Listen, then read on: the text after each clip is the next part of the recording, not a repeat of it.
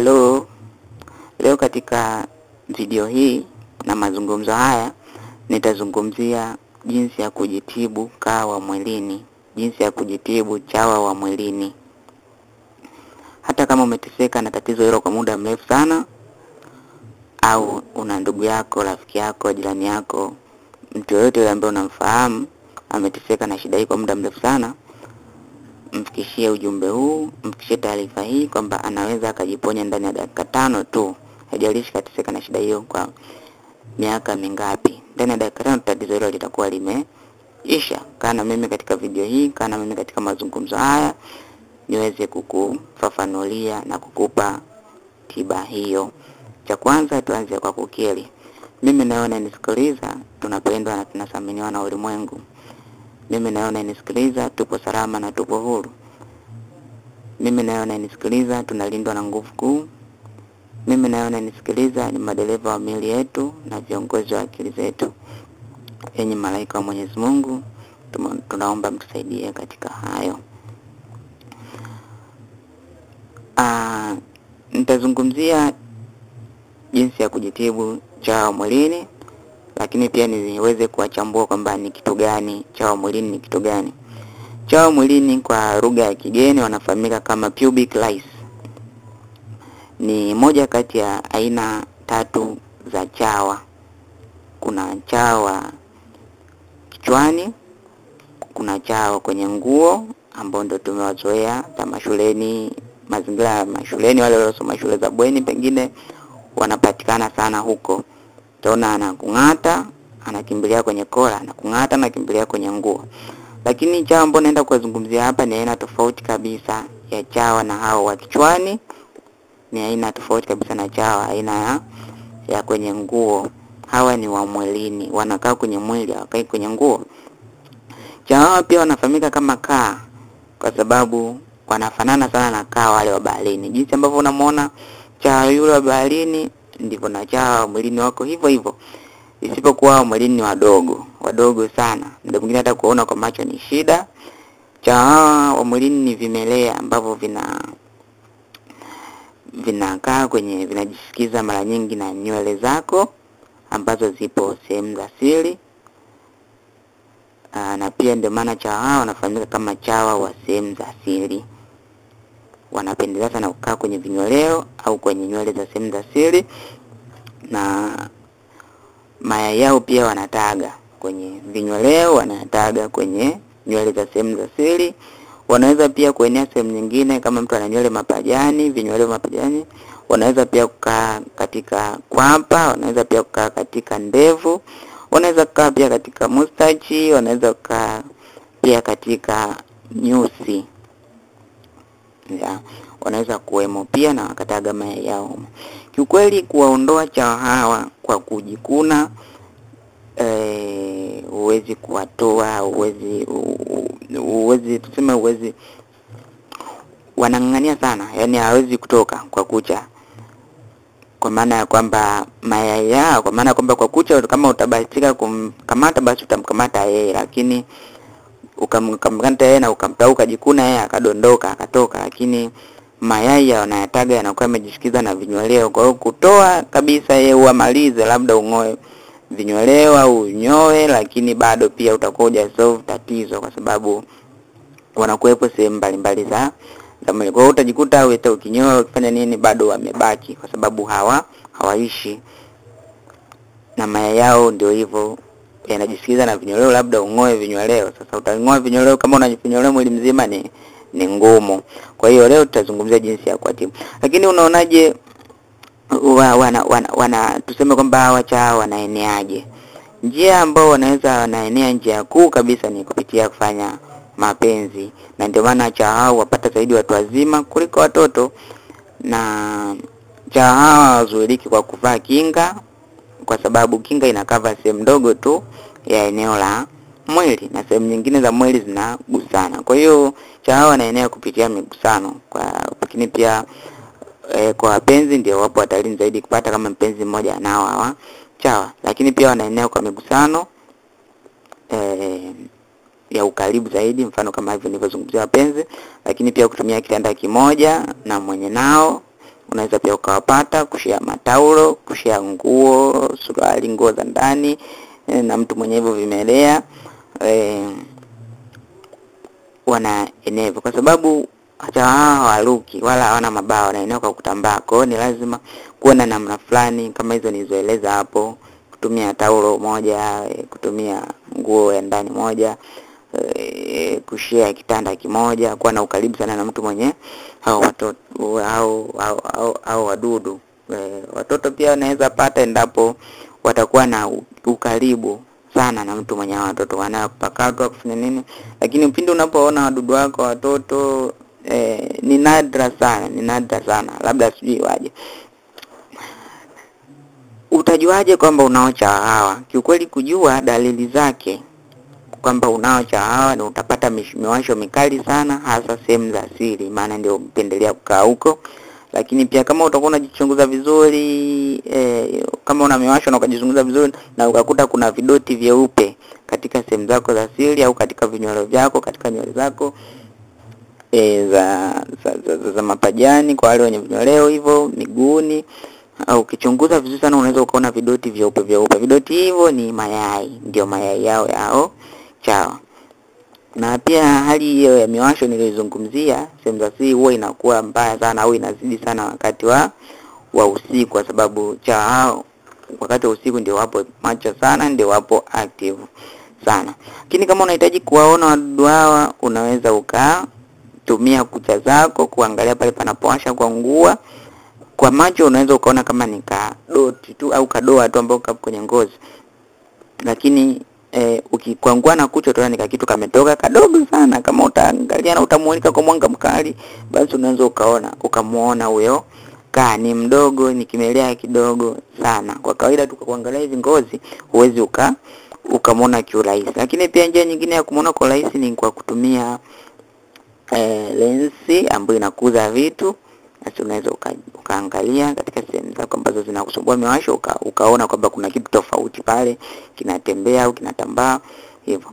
Lakini pia unaweza ukatumia njia ya kunyoa, alafu zenye zako ukaziweka katika karatasi nyeupe, rim paper.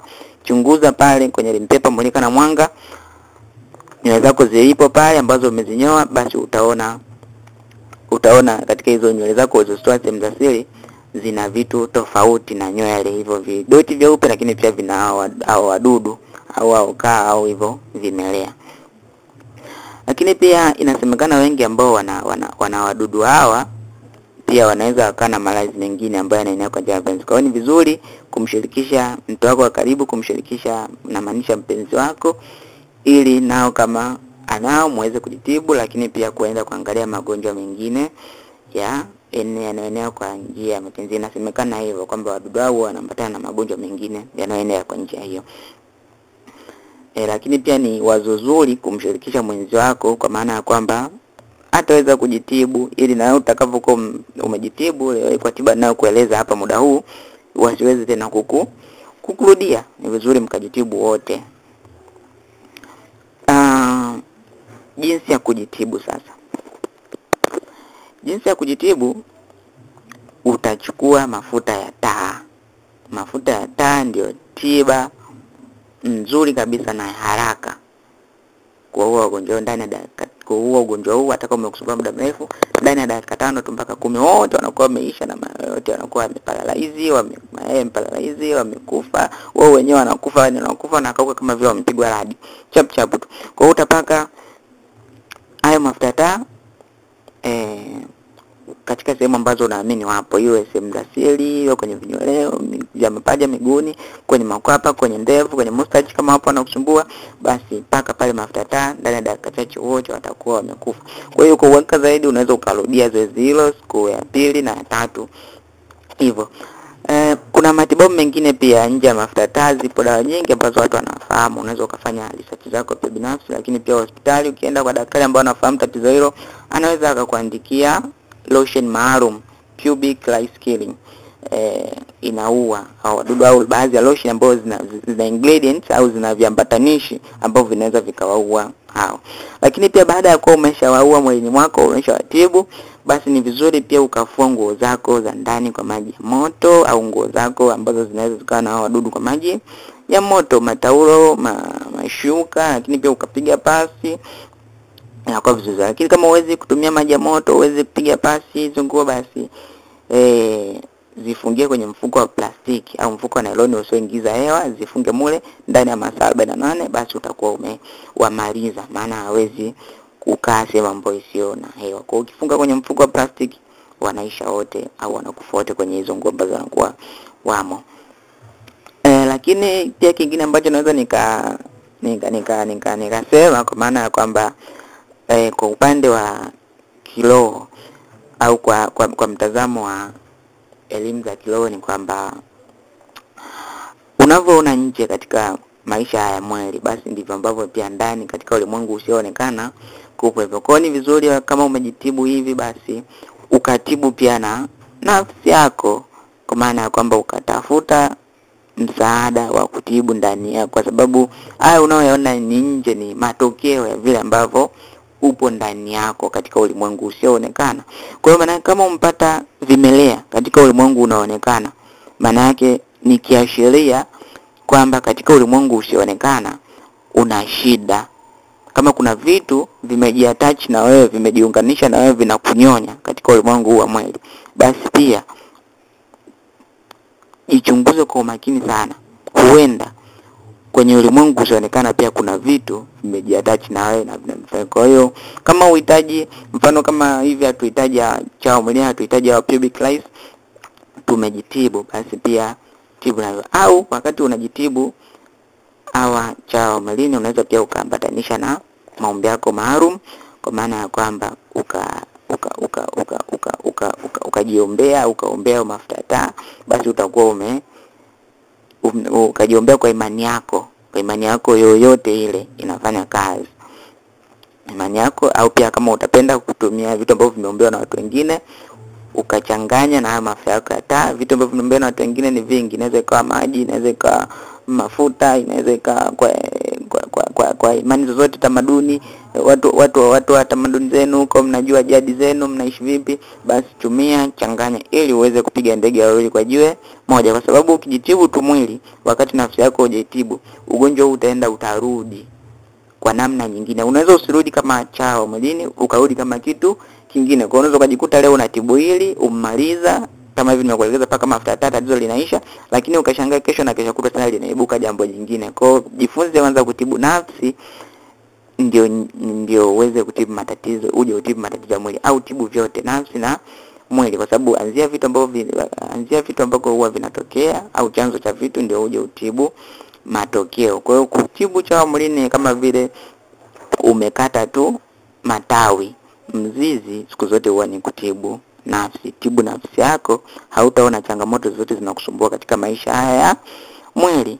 Na hii sio tu kwa pubic lice, hata kama ni mtu ambaye unakosa fedha, unataka kujitibu na umaskini, tibu nafsi, umaskini utaisha. Unataka una changamoto za mahusiano, tibu nafsi, changamoto za mahusiano zitaisha.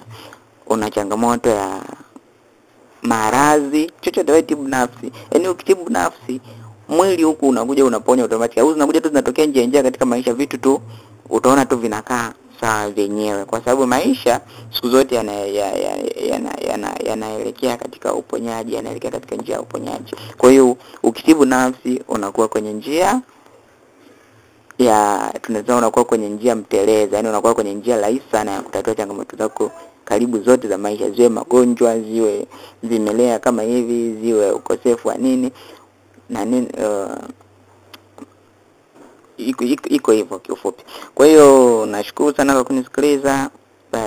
Basi mjulishe ndugu yako, jirani yako, mtu yote wa karibu ambaye pengine umesikia na shida hii, basi aweze kujiponya na ugonjwa huu. Au semwi sana mazingira yetu ya Afrika, wanao sana wazungu, lakini mpaka sasa kuna Watanzania wengi ambao wana tatizo hili na wanakufa nalo kisabuni, yani hawasemi. Lakini pia japo na wengi hawasemi kwa sababu nje ya kuwa na miwasho mikali, tatizo hili yaani chawa hawana madhara yoyote mengine nje tu ya kule kuwashwa, unaweza kusababisha mbabuko wa ngozi kwa sababu ya kule kuuma. Kwa sababu hiyo mtu anaweza akaishi nao kwa muda mrefu sana na asione nani changamoto huwa inakuwa ni hiyo kujikuna. Unaweza hata ukajikuna mbele za watu, sasa inakuwa sio. Kwa kama mtu anaona kero hiyo au mtu atakuja kuuliza kuhusiana na hilo, basi unaweza kumsaidia kwamba apake mafuta ya taa, ndio suluhisho. Nashukuru sana kwa kunisikiliza. Tukutane katika mazungumzo yajayo, tukutane katika video zijazo. Asante. Halo.